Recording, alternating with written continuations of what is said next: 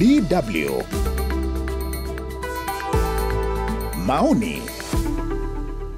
Na mpenzi msikilizaji, kama ambavyo umesikia kwa Rashid hapo na mwenzetu Sylvia na wenzetu walioko huko Tanzania, Zanzibar na Dodoma, uchaguzi wa Tanzania unaweza kutajwa kwamba umemalizika angalau katika hatua yake hii. Matokeo yametangazwa pande zote mbili za Jamhuri ya Muungano. Upande wa Zanzibar tayari hivi leo Hussein Ali Mwinyi wa CCM amerejea madarakani wa kuapishwa kuhudumu muhula wake wa pili. Upande wa Tanzania bara kwa maana ya Muungano, Samia Suluhu Hassan amekabidhiwa rasmi hati ya kuwa mshindi wa 98% kwa uchaguzi ambao ulifanyika hapa Oktoba 29, katikati ya ripoti za machafuko, maandamano na hata yakitajwa mauaji katika taifa hilo la Afrika Mashariki ambalo kawaida lilitegemewa na kuwa sehemu ya kitovu kikuu cha amani katika ukanda huo. Maoni mbele ya meza ya duara vileo inaangazia kipi ni kipi, mustakbali ni upi, hofu ni zipi, matarajio ni yepi kwa utawala ambao unaanza sasa baada ya yote haya ambayo yamejiri. Tunaungana na waandishi na wachambuzi wetu ndani na nje ya Tanzania. Kwa sasa kwa laini ya simu tunaye Asbat Ngurumo. Huyu ni mwandishi mkongwe wa habari kutokea Tanzania na mchambuzi wa masuala ya kisiasa kwa sasa yuko nchini Sweden. Na pia tutaungana na Dr. Bulendo akiwa makao makuu ya nchi Dodoma, ambaye muda punde uliopita Rashid alizungumza naye kuhusu yanaendelea huko. Tutarajia pia kuwapata kutoka Dar es Salaam Lavle wa Katare na pia Salim Said Salim akiwa Zanzibar. Karibuni sana kabisa Dr. Bulendo na Asbat Ngurumo kwenye maoni mbele ya meza duara. Asante sana Mohamed. Naam, tuanze wasemavyo Waswahili, mwiba uchome yako na ndiko utoke yako. Dodoma, makao makuu ya nchi, ukiwapo hapo Dr. Bulendo, umeripoti muda mfupi uliopita kupitia mahojiano yako na Rashid hapa kwamba tayari matangazo yametolewa, tayari mshindi ametangazwa na sasa mnasubiri hapo hotuba na vitu vingine kama hivyo ikiwa zatokezea. Hebu tupe kwa mukhtasari kabisa uchaguzi huu, ukiwa pia mwandishi wa siku nyingi na mchambuzi, kwendaje kwa tathmini yako? Mohamed, kwa bahati mbaya uchaguzi wa safari hii umekuja kuharibika mwishoni. Ulianza vizuri kwa maana ya kampeni za uchaguzi, ukaenda vizuri kabisa kwa maana ya ufungaji wa kampeni za uchaguzi, lakini siku ya kupiga kura tulianza vizuri pamoja na uchache mkubwa wa watu ambao kutarajiwa katika vituo vya kupigia kura. Hali ikaharibika ilipofika saa 5 asubuhi mara tu baada ya hotuba ya Rais Samia Suluhu Hassan. Mara baada ya kupiga kura tukaanza kupokea ripoti kutoka maeneo tofauti nchini Tanzania. Kumekuwa na maandamano ya vijana na watu wengine mabarabarani wakiupinga uchaguzi huu, na tukashuhudia nguvu kubwa kabisa kutumika katika baadhi ya maeneo na vikosi vya polisi nchini Tanzania, hali ambayo ilisababisha pia ripoti ya baadhi ya watu kupoteza maisha, na uharibifu mkubwa umefanyika hususan katika jiji la Dar es Salaam, Arusha, Mwanza na maeneo kama Kyela, Kahama mkoani Shinyanga. Pia ikatokea uharibifu mkubwa, kitu ambacho hatujashuhudia katika upande wa Jamhuri ya Muungano, upande wa Tanzania bara tangu kuanza kwa mfumo wa vyama vingi mwaka 1995 kwa tathmini ya awali. Mohamed Halef. Naam, asante Dr. Bulendo. Nitakuja wako bila shaka muda mfupi ujao, lakini Aspat Ngurumo, umekuwa ukiandika na kuchambua sana kuhusu sasa kwenu Tanzania, na kama ambavyo sema Doto hapa kwamba Tanzania, nchi yako haikutarajiwa hata katika ndoto kwamba kuna siku ingekuwa katika hali ilivyo. Kipi kilikwenda sivyo mpaka hali ikafikia hapa? Asante sana. Kwanza kabla sijazungumza, naomba nikiri kwamba sikuweza kuona haya yakitokea. Yaani sikuwa nimeyaona kabla. Katika harakati zangu za uchambuzi sikuwa nafikiria Tanzania tumefika hatua hii. Nilijua tutafika siku moja, lakini sikujua ingekuwa kasi hii, kwa kasi hii na kwa aina hii. Na ndio maana hata nilipokuwa nasikia watu wanasema watazuia uchaguzi, nilikuwa na washangaa. Kwa kweli inabidi nikiri kwamba mimi sikuwa sahihi, wao walikuwa sahihi. Lakini sasa katika haya yote yalijitokeza, nimesikia nafuatilia taarifa zinazotoka Dar es Salaam, Dodoma na kwingine, nimesikia na ndugu yangu Dr. Bulendo anazungumza, nasikia wameshatangaza hata matokeo. Ndugu yako, hiki ni kituko. Yaani hata kama tutajaribu kukipamba, kukiweka katika muktadha ambao wanataka wengine, hao wanaotaka madaraka, hiki ni kituko.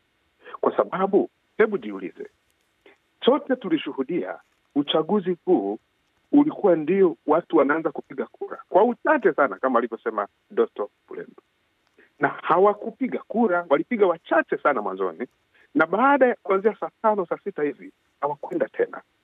Tumeshuhudia kwenye baadhi ya vituo wasimamizi wa kura wanapiga kura wenyewe, wanatiki. Ziko mtandaoni tunaona. Na tunafahamu katika hali hii maana yake hawakwenda, hata mawakala hawakuwepo tena vituoni. Na tumeona vituo vinavunjwa. Na katika hali hii ya maandamano haya ya Gen Z, kwa kweli, na moto na mawe na risasi na kila kitu, katika hali ya kawaida, unawezaje kudiriki kusema Chama cha Mapinduzi kimepata kura milioni 32? Kimezipata wapi? Yaani katika hali ya kawaida, hata ungetaka kuhadaa umma, ungesema walau hata zimepatikana milioni walau 2 za watu wachache waliokuwa wamekwenda kupiga kura. Walau.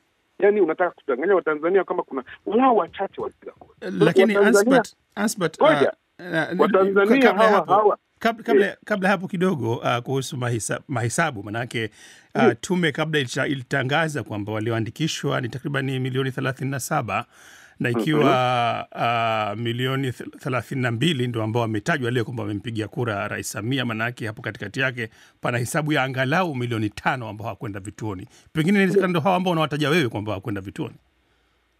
Lakini mimi naangalia hapa kwa common sense tu ya hali halisi ya Tanzania. CCM yenyewe kama chama tawala hakina wanachama 32 milioni, hakina. Watanzania kwa wingi hawakwenda. Wengine kwa sababu waligoma tangu awali, wengine kwa sababu ya maandamano hawakwenda. Hawa 32 milioni ni Watanzania, ni Wakenya, ni Warundi, ni Wanyarwanda, ni wa nchi gani hawa? Yaani hii ni hada. Ndio maana nimesema katika mzunguko wa duara tunaozungumza, ni vizuri hili jambo tulione kwamba ni kituko cha kitaifa na kinaaibisha taifa, na hata hakileti uhalali wa wale ambao wametangaza sasa hivi kwamba wameshinda. Yaani Watanzania wale wako barabarani wanakukataa, alafu wewe unawaambia nyie milioni 98 mmenichagua. Ni wapi? Nashindwa kuelewa tuanzie wapi. Naam. Wapi pa kuanzia ndio swala ambalo unaliuliza, na bila shaka ndio swala kubwa pia katika maoni hii mbele ya meza duara, kwamba kipi kinafuatia baada ya hapa. Wakati tukisubiri wenzetu walioko Zanzibar kupatikana, nitarudi kwako Dr. Bulendo. Pa kuanzia hapa. Baada ya yote, Tanzania ni taifa kubwa katika Afrika Mashariki, limekuwa na uzoefu wa miaka mingi wa utulivu na mshikamano wa kitaifa. Linapaswa baada ya yote pengine kuja pamoja. Sasa wapi pa kuanzia baada ya yote haya, ndio swala ambalo nitalipeleka kwako pia Dr. Bulendo kusaidiana na ambacho wakiuliza hapa pia Ansbert Ngurumo. Unadhani kwamba baada ya matomotomo yote ambayo yanatajwa, iwe ya kweli iwe si ya kweli, lakini taifa limepasuka bila shaka, taifa linataka kutibiwa, linataka kuponywa, wapi taifa unadhani kwamba linapaswa kuanzia?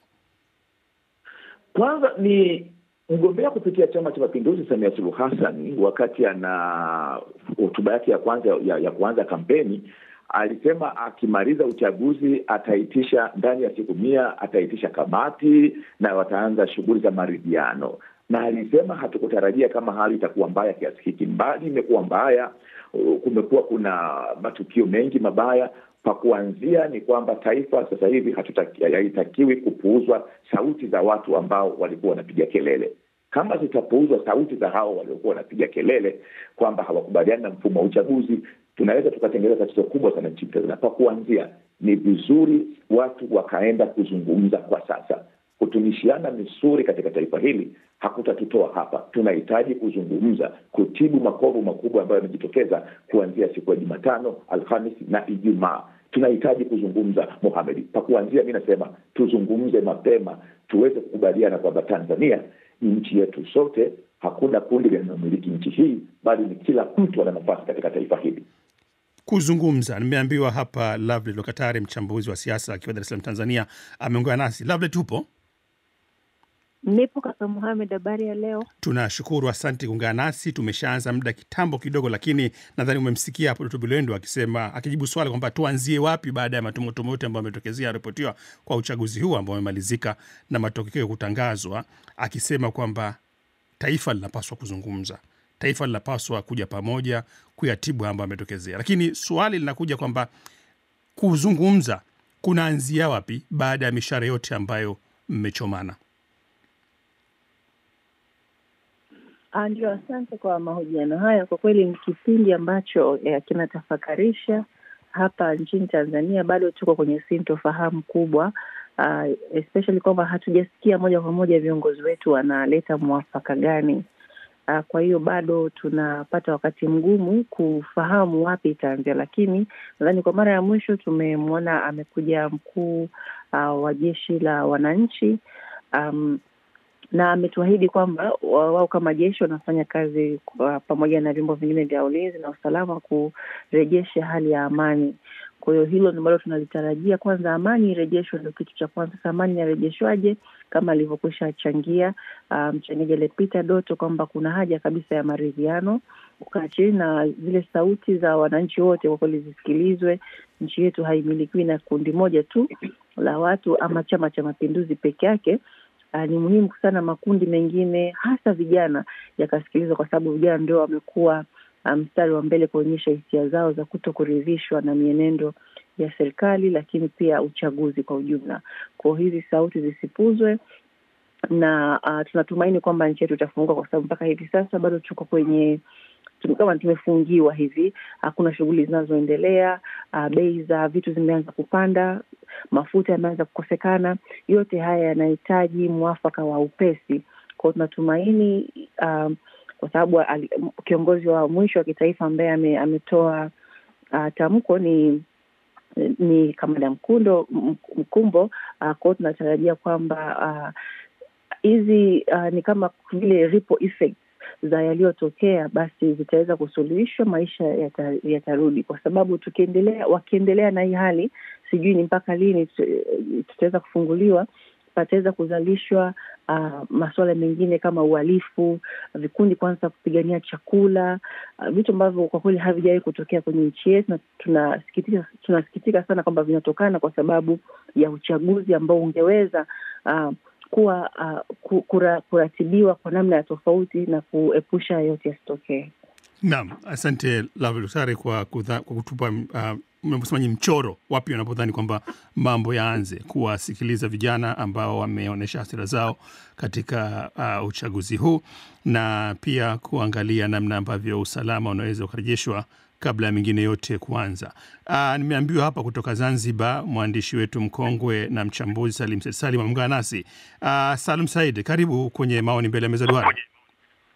Asante sana. Naam. Tulishaanza kitambo kidogo, bahati mbaya tulichelewa kupata, lakini hatujagusa swala la Zanzibar ambako ndiko uliko na ndicho kitovu cha miongoni ya mjadala wetu hivi leo. Tuelezee hapo Zanzibar leo Hussein Mwinyi wa CCM ameapishwa tena kuhudumu kwa muhula wake wa pili. Tayari chama kikuu cha upinzani ACT Wazalendo kilishasema kwamba hakiyatambui matokeo haya. Kwa hivyo kile ambacho kinaitwa mpasuko wa Zanzibar umerudi upya. Nini kinatokezea hivi sasa kuhusu mpasuko huu? Kwa kweli hali ni kimya, lakini ukichunguza unakuta kwamba lipo joto linazunguka. Na zaidi ilitokea jana baada ya vyombo vya habari vya serikali ya Zanzibar, radio na runinga, na kimoja cha Dar es Salaam ITV kusema kwamba Omo, yani Sheikh Othman, mgombea kwa kiti cha ACT, amekubali matokeo. Hiyo ilileta taharuki, watu wakasema ilikuwaje, kwa sababu wapinzani wa ACT wanaamini moja kwa moja kwamba haki haikutendeka, na kwamba wengi wanasema, na mimi kwa kweli sijaona kura kuhesabiwa pale popote pale, na nimezungumza na mawakala wengi wanasema walitolewa katika vyumba, kwa hivyo wao hawana habari ya hesabu na wala hawakuridhisha ni matokeo ya baadhi ya maeneo. Hayo ndio madai yao. Na pia kumekuwa na madai kwamba idadi ya wapiga kura, kwa mfano kama jimbo la Wingwi, kawaida ni katika chaguzi zote ni watu 10,012 mwisho, lakini katika safari hii zimefika 26,000, ambacho wengi wataalamu wanasema kiwango cha kukua kwa watu kwa namna hiyo ni cha kustaajabisha. Kwa ufupi, hali ni joto, na baya zaidi ni kwamba katika baadhi ya maeneo na mimi nimeshuhudia kama Michenzani kwenye kituo maarufu kinaitwa Commonwealth cha wapinzani, kuna miti wamepanda pale ya mikungu imestawi, imekwenda imekatwa, meza zao za biashara zimevunjwa. Sasa hii inakuza uhasama, na tayari joto ni kali. Vitu kama hivi vinaweza kufanya mpasuko kuwa mkubwa zaidi. Nini kitatokea ni tabu kutabiri, lakini ukweli ni kwamba hali ya kisiasa Zanzibar ni tete, japokuwa kuna amani kutokana na watu kukaa kimya na ACT kuwaomba wanachama wao kukaa kimya, lakini kwa kweli kutahitaji diplomasia ya hali ya juu sana kurejesha Zanzibar katika amani ya kweli. Amani ya maneno ipo, lakini amani hasa ya kudumu kwa kweli itaelekea ni mtihani mkubwa kwa Zanzibar hivi sasa. Vizuri umetaja neno diplomasia inayohitajika. Ukichukulia uzoefu wa chaguzi kadhaa ambazo zimepita huko Zanzibar zikiwa na matokeo haya ambayo tunayazungumzia hivi leo na matokeo yake katika siku zilizotangulia, kukaanzishwa muundo wa serikali ya umoja wa kitaifa ili kukwamua mikwamo kama hii. Je, unadhani Salim Said kwamba hiki cha kuundwa serikali ya umoja wa kitaifa baada ya yote ambayo ametokezea kinawezekana baada ya uchaguzi huu?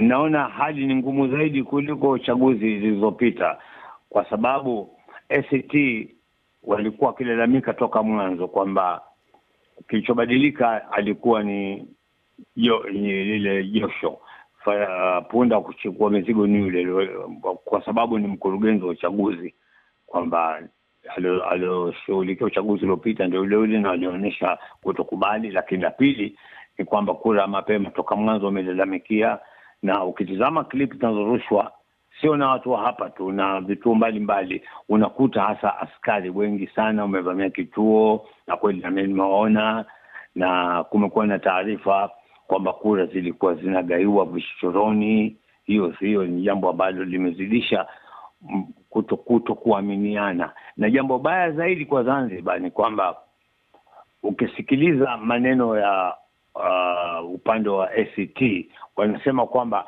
kilichokubaliwa katika maridhiano sicho kilichoendelea mpaka siku ya uchaguzi, na shutuma hizi zimetolewa katika mikutano ya kampeni. Lakini kwa upande wa pili wa CCM au serikali ya mapinduzi Zanzibar hazikujibiwa shutuma hizi. Sasa sijui wapi wataanzia, kama katikati, mwisho. Kwa kweli kudra Mwenyezi Mungu ndio itasaidia tu, lakini kwa diplomasia itakuwa ni ngumu sana, na hasa ukitilia maanani kwamba wanachama wengi wa upinzani wanaona kwamba serikali ya umoja wa kitaifa ni ya jina tu, kwa sababu uzoefu ulioonyesha ni kwamba baada ya kuundwa, na kwa mujibu wa malalamiko ya ACT, hakukuwepo na kikao cha maridhiano, kusikilizana, kushauriana. Watu wote waliochaguliwa katika nguzo mbalimbali za uongozi wanasema wamekuwa ni upande mmoja.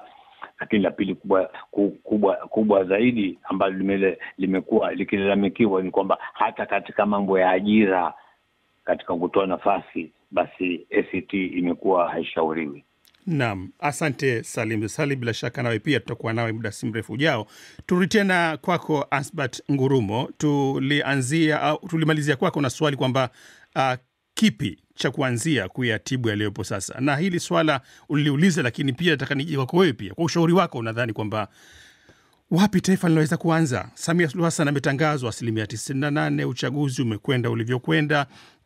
Kwa tafsiri yote ambayo utautafsiri, bila shaka ushindi huu unaoitwa ushindi wa kishindo, ndani yake mna vishindo vingine ambavyo vinapaswa kutulizwa kabla nchi haijatulia. Lakini unadhani kwamba, kwa ushauri wako binafsi, Rais Samia afanye kitu gani sasa? Kwanza, sitaki Rais Samia afanye chochote, kwa sababu haya yote yanayotokea kwa sasa hivi, hayo maandamano unayoona mitaani, hizo zote unazoziona inampinga yeye. Kwa hiyo chochote atakachokifanya kisichofanana na matakwa ya wanaompinga kitafanya moto uwake zaidi na taifa hili litaangamia. Kwa mimi nafikiri pa kuanzia kwa kweli ni pagumu, kwa sababu tunahitaji, kwa maoni yangu, tunahitaji vitu viwili. Uungwana kwanza. Uungwana. Watu hawa wasipokuwa waungwana, hawatakiri kwamba tuko katika hali ngumu, na hawataelewa kwamba Watanzania wanataka nini, na hawataelewa kwa nini vijana wako mtaani, na kwa sababu hawataelewa wataendelea kuwa watu, na kwa sababu wataendelea kuwa watu hasira zitaongezeka na tutakwenda pabaya zaidi. Uungwana, wakikosa uungwana taifa hili linaangamia. Cha pili, baada ya kutambua haya yote, tunahitaji kitu ambacho wachambuzi wengine wanasema tunahitaji a reset button, yani tuanze upya. Mambo ya business as usual hayatatusaidia.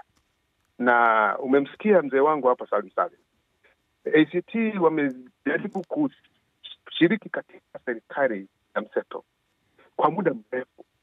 Kinachotokea mpaka sasa hivi kinaifanya serikali ya mseto isiwe na maana kwa Tanzania, kwa sababu ni hila, ni ulaghai. Kabla ya kipindi hiki kuanza, nilipata taarifa kutoka Dar es Salaam kwenye Tanzania kwamba hawa wanaoapishana sasa hivi wamekuwa katika mchakato wa kujibu hili swali wapi pa kuanzia. Na jana ni taarifa tu ambazo hazijathibitishwa, lakini tunapokea taarifa nyingi kwa sasa hivi kutoka huko, kwa tutazitumia tu. Jana Rais Samia aliyekuwa mgombea wa Chama cha Mapinduzi akalazimika kwenda nchi jirani kukaa na baadhi ya viongozi wa nchi hiyo, akiwemo rais mstaafu wa Tanzania na kiongozi mmoja mstaafu wa nchi hiyo wana Uhuru Kenyatta, na rais wa sasa Bwana Ruto. Wanatafuta mwafaka, na nikasikia kwamba wanataka kuifanya Nairobi kiwe ndo kituo cha mashauriano ya kuelekea tunatokaje hapa, kwa sababu Tanzania kumeshachafuka. Na likaja wazo kwamba katika mashauriano haya lazima aletwe Tundu Lissu kutoka Tanzania ili wafanye majadiliano haya. Taarifa nilizonazo ni kwamba Tundu Lissu kapewa taarifa hiyo na amegoma, hataki kutoka Tanzania, hawezi kwenda Nairobi.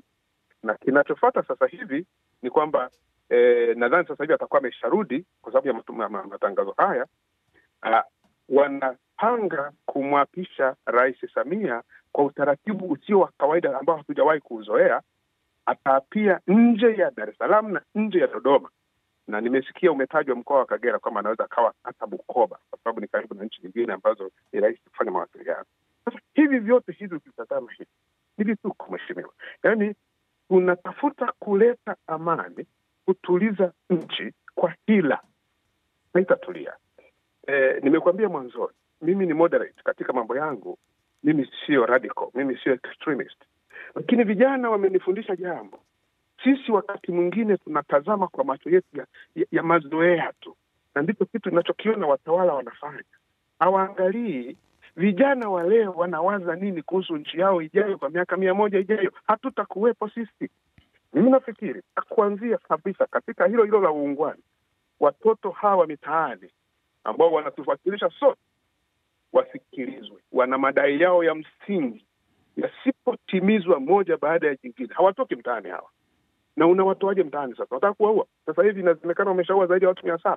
Nataka muue watoto wangapi ili mjue kwamba sasa madaraka hayana thamani kuliko uhai wa binadamu? Kwa tusipokuwa na uungwana na tusipokubali kwamba hii miaka 64 tumefanya haya yametufikisha hapa, sasa tuko mahali ambapo sisi tuliokuwa kisiwa cha amani katika Afrika nzima ndio tunatokomea, ndio tunaangamia. Yale yasiyotarajiwa ndiyo yanayofanyika sasa. Kama haya yanayofanyika leo hayatufunzi, hata sisi tuliokuwa tuyatarajii tutajifunza kwa nani? Naam. Ansbert, nakushukuru sana kabisa, na napenda staili yako ya kumaliza uchango wako kwa swali, utajifunza kwa nani. Kama ulivyoanza pale, utaanza wapi? Umetaja swala la uungwana kama ni msingi mkuu kabisa wa kutatua mkwamo ambao inayekumba nchi. Dr. Bullen, nitakuja kwako wewe kuhusu swala hili, na kama utakwenda kuongezea kuhusu ushauri mwingine. Uungwana, miaka 60 ya Chama cha Mapinduzi kitanguliwa na wazazi wake 5 kwa upande wa Tanganyika au Tanzania bara ya sasa, na ASP kwa upande wa Zanzibar. Kimekuwepo madarakani kwa hakika. Miaka 60 yote hii imepita kwa ambapo tungeweza kusema amani na utulivu imekuwa ni kauli mbiu ya Chama cha Mapinduzi. Leo mwaka 2025, kwa mara ya mwanzo, uchaguzi wa 7 tangu mfumo vingi umerejea, neno amani, neno utulivu limetikiswa katika kiwango ambacho hakikupaswa kutarajiwa. Kwani uungwana unatafsirika vipi ikiwa taifa limeishi miaka 60 bila yote ya kutokezea.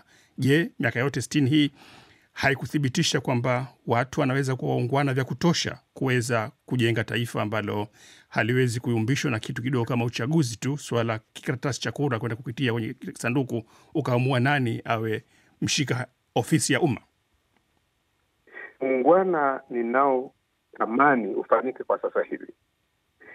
Walio madarakani na wanaotamani kujibakiza madarakani wakubali kwamba uchaguzi huu haukufanyika. Hicho ni kitu cha kwanza cha kuonyesha uungwana. Mimi mwenyewe nimeanza majadiliano haya kwa kuonyesha uungwana huo. Nilipinga waliokuwa wanasema hautafanyika. Hatimaye nimeshindwa, nimeona haukufanyika. Ningependa na viongozi wakiri kwamba uchaguzi huu waliulazimisha, Watanzania wameukataa, haukufanyika. Sasa kama uchaguzi haukufanyika, manake hatuna serikali hapa inayopaswa kuundwa kutoka kwenye mazingira ya kulazimisha. Ukilazimisha lolote, hata maridhiano hayatawezekana. Ni bora wakubali, na ndio maana nikaongeza neno reset, tuanze upya. Iwepo serikali ya mpito inayoongozwa katika mchakato tutakao kubaliana baada ya waungwana kusema kweli tumekubali Watanzania, mnachotaka kusema ndicho tutakachofikia. Naam. Tutengeneze mpito wa kutoka hapa kuelekea kwenye muundo rasmi wa kidemokrasia ambao utakubaliwa na wengi, ili watu watulie, amani tunayotamani ipatikane, haki tunayopigania iwe ndio inayotuongoza. Tuache kudanganyana, tutamwaga damu nyingi bila sababu na haitatubariki. Naam, asante Asbat Nkrumah. Ingawa swali hili kimsingi umeelekeza kwa Dr. Bulendo pale mwanzo, lakini vizuri kama umefanua mwenyewe kuhusu maana ya ungwana. Nilikwenda kusema pia kwa wasikilizaji wetu kwamba ulizungumzia kuhusu yanayosemwa kuhusu Rais Samia, hatua ambazo amechukua kuwasiliana na viongozi wa nchi nyingine kutaka kupata suluhu na vitu kama hivyo, lakini tunabakia kusema kwamba ni uvumi ambao umeutaja wewe binafsi, na sisi Deutsche Welle hatuwezi kuthibitisha katika hali kama hiyo. Dr. Bulendo ukiwa Dodoma. Dr. Bulendo. Naam.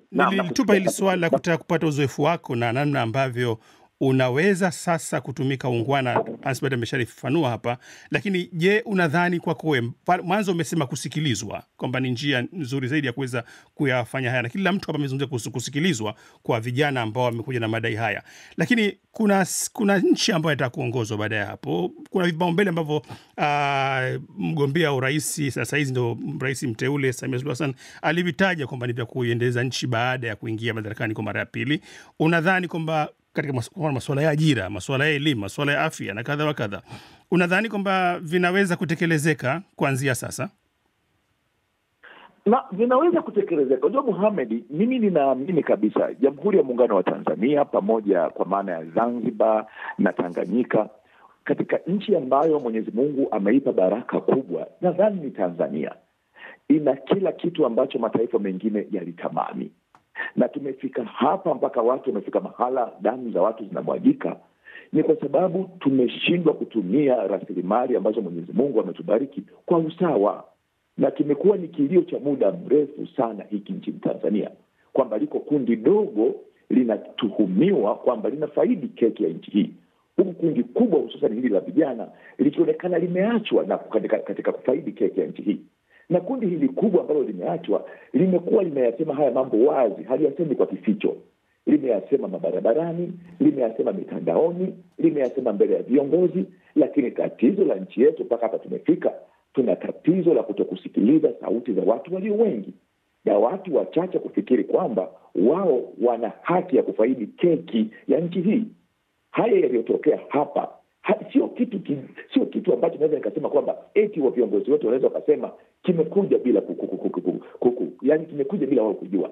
Haya yaliyosemwa, yaliyotokea, yalizungumzwa wazi kwenye mitandao ya kijamii, wazi mitaani, walishaweka shinikizo mara kadhaa vijana hawa. Tatizo ni kwamba tuna tatizo la kupuuza sauti za walio wengi na kudhani wanaolalamika wanakosea. Hili ndio tatizo kubwa sana la nchi. Tunahitaji uungwana kama aliyosema Asbat Nkrumah, wa kuwasikiliza hata wale wasio na nafasi, wa kutokudhani kwamba wachache ndio wenye haki na hii nchi. Kila mtu asikilizwe, kila mtu asikilizwe, kila mtu anayoyasema yasichukuliwe kama ni sehemu ya kuchochea, bali sehemu ya kutafuta suluhu ya nchi hii ambayo Mwenyezi Mungu ameipa baraka kubwa ya watu waungwana. Naam, asante tena Dr. Bulendu. Nitakuja Dar es Salaam, lakini kwanza naenda tena Zanzibar kwako Salim Said Salim. Ulizungumzia kwamba kinachokosekana au unachokiogopia ni kwamba hakipo ni diplomasia kwa ajili ya kuamua mkwamo ambao upo. Nilidhani kwamba unazungumzia pia kihistoria nukta nyingine kwamba huu ni uchaguzi wa mwanzo umefanyika tangu kumerejeshwa uchaguzi wa vyama vingi mwaka 1995 bila ya kiongozi mkuu wa upinzani, alama ya siasa za upinzani Zanzibar, Maalim Seif Sharif Hamad marehemu hivi sasa. Na kwa hivyo kutokuwepo kwake ulikuwa unadhani kwamba ndicho kikwazo kikubwa sana cha kutopatikana kwa hiyo suluhu ambayo inatafutwa, au nilikuelewa vibaya? No, kwa kweli tofauti ni ndogo sana kati ya Maalim Seif na Omo. Maana Omo kwa kweli ni mwanafunzi hasa Othman Masoud nakusudia. Othman Masoud, wenyewe wanamuita Omo. Kwa kweli nikitaka kuchangia zaidi ni kusema kwamba inawezekana, lakini itawezekana tu kwanza pawepo kitu Waingereza wanaita goodwill, nia njema. Nia ni muhimu sana. Hata Waislamu tunasema kwamba huwezi kusali bila kutia nia. Sasa naona mimi katika masuala ya siasa Zanzibar nia njema haipo. Na tatizo jingine ambalo ndo baya zaidi ni kwamba panapotokea watu wanalipuka tu na mambo ambayo yanachochea uhasama, viongozi wakuu, kwa mfano kama hivi karibuni watu walianza kusema uchaguzi hautofanyika kwa amani, kwa fair, yani kwa huru, pale paliposikika kauli wakati wa kufunga kampeni ya mwisho, mtu anafika hadi anasema mbele ya Rais Dr. Mwinyi na viongozi wanacheka wengine kwamba kwa CCM kuiba kura kama itabidi basi ni halali. Sasa ukianza kusema wizi wa kura ni halali, hata ukifanya masahara unazidisha mpasuko na kutokuaminiana. Lakini kubwa zaidi ninachosema mimi, Zanzibar haiwezi kuamuka kama hakuna nia njema. Na la pili, hata wakifanya maridhiano basi umma wajue maridhiano wenyewe ni vipengele gani, na kila baada ya muda wawe briefed. Je, hawa watu wamekutana, wamefanya nini, vikao vimeamua nini, umma upate taarifa. Kwa mfano kama sasa hivi kufungwa kwa mitandao ni hatari kubwa, sio kwa kimaisha. Kwa sababu gani? Imefika pahala imekuwa watu wanopenda rumor mongering, yani kuleta uvumi. Kila uvumi sasa hivi unaenea mjini Zanzibar. Kwa hivyo nafikiri kwanza kuwe na nia njema, umma ujulishwe, na lakini kubwa zaidi ni kwamba watu wanaoropoka maneno ya kuchongea, ya kuzuka mfasama. Kwa mfano, ulitegemea radio za serikali na za umma, ZBC na nini, hivi sasa ukifuatia unaona kabisa inatumia yale mambo ya Kiswahili ya kupiga vijembe, nyimbo ambazo kama kuambia wenzao kwamba tumewaweza nyie, mwenye kupewa kapewa, sijui maneno. Sasa vitu kama hivi vinazidisha mpasuko, hasa katika jamii yakiwa upande mmoja una hasira. Kwa sasa kwa kweli mpasuko ni mkubwa zaidi kuliko wakati wowote, lakini penye nia njema inawezekana. Kama alivyosema Ansbat, uwepo ungwana, watu wanayoyasema ndio wao wanayatenda, sio yanayotoka mdomoni hayapo moyoni. Naam, asante sana Salim ukiwa Zanzibar. Nimeambiwa na fundi mitambo kwa tumebakiwa na muda mchache sana, na dakika moja kwa kila mmoja wetu hapa kutupa hitimisho lake baada ya yote haya. Na nitaanza kwako Lavet wa Katari ukiwa Dar es Salaam Tanzania. Baada ya yote haya ungwana utimizwe kwa mujibu wa wazungumzaji hapa, vijana wasikilizwe, diplomasia ifanye kazi na kadha wa kadha ambao wamezungumzwa. Unadhani kwamba unapoiangalia miaka 5 hii inayoanza sasa mpaka 2030 unaiona Tanzania ina gani, Lovelet? Asante Mohamed. Kwa kweli kwa kutazama miaka 5 inayokuja, ni fumbo zito, kwa sababu hizi nyakati zilizotokea miaka ya hivi karibuni kwenye siasa na uongozi hapa nchini Tanzania haijawahi kutokea kabla. Hatukuwahi kuzoea kwamba jirani yako amepotea, amekutwa kwenye kiroba, ameokotwa baharini. Hayakuwa maisha yetu ya Tanzania. Hayakuwa maisha ya kiongozi wa serikali amefariki mitaani, watu wakaserebuka wakafanya sherehe kwa kupotea kwa kiongozi. Kwa hiyo ni miaka mitano inayokuja kwa kweli inahitaji uongozi thabiti wenye goodwill kama alivyotangulia kusema mchangiaji mwenzangu, wa kuunganisha taifa na kurudi kwenye misingi yetu sisi kama Watanzania tunaosifika kuwa watu waungwana, waadilifu, wasikivu. Basi viongozi wetu wasitusukume sana na kukera sana wananchi kiasi cha kwamba ile misingi na utu wa Watanzania ukatishwa, ukatikisika, wakageuka kuwa kitu ambacho hakijawahi kuonekana kama ambavyo imekuwa hizi siku 3 zilizopita. Kwa miaka mitano ijayo natumaini itakuwa na mwanga kuliko ambavyo imekuwa siku 3 zilizopita. Naam, asante sana Lovely Osare. Asmat Kurumo, muda mrefu tumezungumzia kuhusu wajibu ambao uko katika upande wa watawala ambao wamechukua madaraka baada ya uchaguzi uliopita na matomotomo yake. Lakini vipi kuhusu upande wa upinzani ambao kama ambavyo tunajua kwamba ulitengwa kando sana na mfumo wenyewe wa uchaguzi mpaka matukio kama alivyo? Je, hauna jukumu lolote upande wake? Na kama nao ni lipi? Nafikiri kwa sasa hivi upande wa upinzani kwanza usisumbuliwe. Watoto wapo mitaani. Wanaondokaje mtaani? Ndio swali la msingi kabisa la kuzungumza. Lakini watu hawa wanaunga mkono ajenda ya upinzani. Ndio, sasa wasipoondoka mtaani, wapinzani unawatafuta nini wakati wapinzani wamenyamaza sasa hivi? Watoto ndio wapinzani wenyewe. Nani atawaondoa watoto mitaani kwa namna gani? Na madai makubwa ya watoto ni haki. Hawapendi uongo. Huku kuapishana na matokeo yote haya ni matokeo ya uongo. Sasa mnazidi kuwakasirisha watoto mitaani kwamba wanachokipinga nyie mnaona kama hakina maana. Hawa watoto wanapinga vifo vya holela, utekaji na dhuluma. Hayo majibu hayajapatikana. Huwezi kuwapeleka mezani bila majibu haya au bila kuonyesha tu kwamba basi sauti yao imesikika. Alafu unakwenda kukalia kiti ambacho wao hawataki kukalia. Unataka kutumia mifumo ambayo wao wameichoka. Ni kutafuta zogo lililopitiliza. Mimi nafikiri busara itumike. Nimesikia wanapanga rais akimaliza atangaze tume ya maridhiano ambayo itaongozwa na possibly Jaji Warioba, ambayo wanadai atatoa kauli ya namna hiyo, lakini wanamwamini. Hivi unafikiri rais akitoa hiyo kauli watoto hawa na Watanzania hawa na wapinzani nao wazungumzia watamwamini? Tunahitaji credibility katika uongozi wa nchi.